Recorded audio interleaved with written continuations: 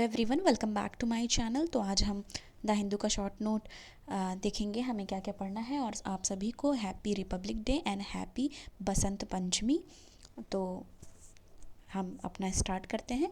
पहला हमारा है हेजेमनी ऑफ डॉलर। ठीक है, तो हेजेमनी ऑफ डॉलर में हम ये देखेंगे, इसमें है ट्रेडिंग इन लोकल करेंसी। मतलब कौन कौन है ऐसे जो ट्रेड करना है लोकल करेंसी में, उसको बढ़ावा दे रहे हैं। ठीक है, trading in local currency with regional partners. तो उसमें यूएई है, ईरान है, टर्की है, इंडोनेशिया है, श्रीलंका है, म्यांमार है, थाईलैंड है, मलेशिया है एंड इंडोनेशिया है। ठीक है, हेजेमनी ऑफ डॉलर में।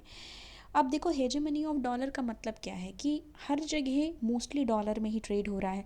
तो एक तरीके से उसका वर्चस्व बना हुआ है डॉलर का। ठीक है, कंपैरिजन और जो भी कंट्रीज़ के करेंसी हैं, जो डॉलर है वो ज़्यादा डोमिनेट कर रहा है, इसकी बात यहाँ पे की जा रही है। बायलेटरल करेंसी की बात करें तो इसमें स्वैप अमंग एशियन कंट्री, जिसमें चाइना है, साउथ कोरिया है एंड जापान है, जिन्होंने क्या किया है 380 बिलियन डॉलर का और उससे ज़्यादा अभी भी, मतलब उनका क्या हो रहा है करेंसी स्वैप में, बायलेटरल करेंसी में इन कंट्रीज़ का है। ब्रिक्स का जो न्यू डेवलपमेंट बैंक है वो इनकरेज कर रहा है, ट्रेड है ये TRADE। ठीक है, ट्रेड एंड इन्वेस्टमेंट वो इनकरेज कर रहा है। 50% उसका लोन जो है वो नेशनल करेंसी में है। कब से? 2015 से स्टार्ट हुआ है ये चीज़।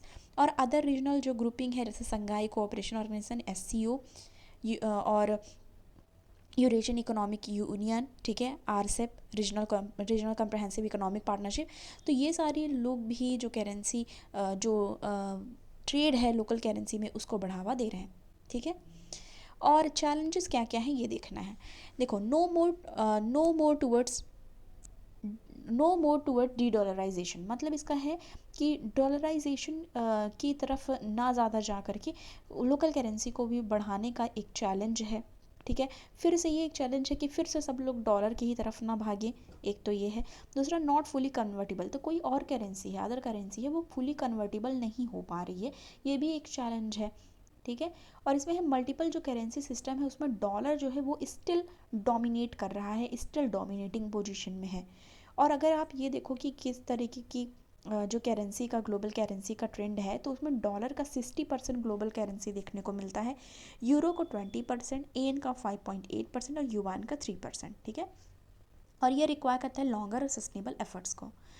ठीक है, डाइवर्सिफिकेशन ऑफ जो नेशनल करेंसी है वो इंक्रीज़ हो रहा है, और trading, buying, food and oil, वो सब भी बढ़ रहे हैं। तो ये, जैसे ये कहा गया कि जैसे ट्रेड किया जा रहा है, जो ट्रेड करना जैसे फूड और ऑयल के लिए, तो ये नेशनल करेंसी में भी क्या हो गया है, स्टार्ट हो गया है। तो ये आप नेशनल करेंसी में भी फूड पे और ऑयल पे ट्रेड और ख़रीद बेच कर सकते हो। IR क्या है? ये SCO, संघाई कोऑपरेशन ऑर्गेनाइजेशन की यहाँ पे बात चल रही है। तो ये एक permanent intergovernmental international organisation है, पहले तो ये जानना है। दूसरा, ये पॉलिटिकल, इकोनॉमिक और सिक्योरिटी ऑर्गेनाइजेशन है। ठीक है, अगर कोई ऐसे जनरली पूछे SCO क्या है, तो ये एक पॉलिटिकल, इकोनॉमिक, सिक्योरिटी ऑर्गेनाइजेशन है। ठीक है, और ये फॉर्म हुआ था 2001 में संघाई, चाइना में, और इंडिया और पाकिस्तान ने इसको ज्वाइन किया था 2017 में। इसमें मेंबर्स हैं China, Kazakhstan, Kyrgyzstan, Russia, Tajikistan, Uzbekistan, India and Pakistan. ठीक है, और लेटेस्ट इसके मेंबर हैं, लेटेस्ट मेंबर में इसका है अभी ऐड हुआ है जो, वो है ईरान। ऑब्जर्वर कौन कौन है? Afghanistan, Belarus and Mongolia. पहले ईरान भी था जो कि अभी मेंबर बन चुका है। हेड क्वार्टर इसका बीजिंग में है। बीजिंग कहाँ पे है? चाइना में। ठीक है, चार्टर साइन किया गया है। चार्टर इसका साइन हुआ था जब पीटर्सबर्ग SCO वहाँ पे हुआ था समिट, तब उस समय चार्टर साइन किया गया था।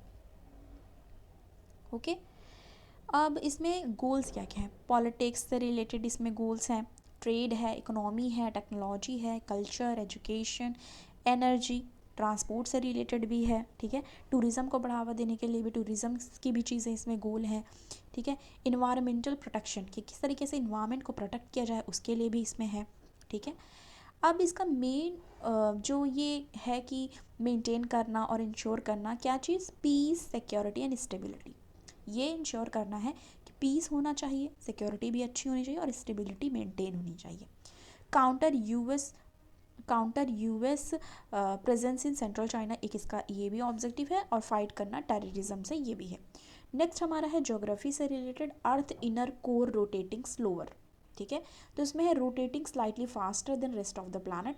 तो वो क्या कर रहा है कि पहले क्या था कि वो रोटेट करता था फास्टर और प्लानट के कंपैरिजन, अर्ली 1970s में देखा गया, पर उसके बाद क्या हुआ कि स्लो डाउन हुआ, ठीक है।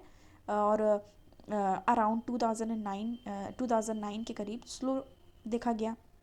और हॉट आयरन बॉल है जो साइज़ ऑफ प्लूटो का है, तो इसमें क्या हुआ कि ये स्पिन जो करता था फास्टर, ठीक है, वो फास्टर स्पिन करना कम हो गया, ठीक है। तो इसका जो रेट है रिवॉल्व करने का, रोटेट करने का सॉरी, वो क्या हो गया, स्लो हो गया। तो ये सारी चीज़ें थी, आज बहुत ज़्यादा नहीं थी, इतनी ही थी, तो हमको यही देखनी थी, ठीक है। Thank you.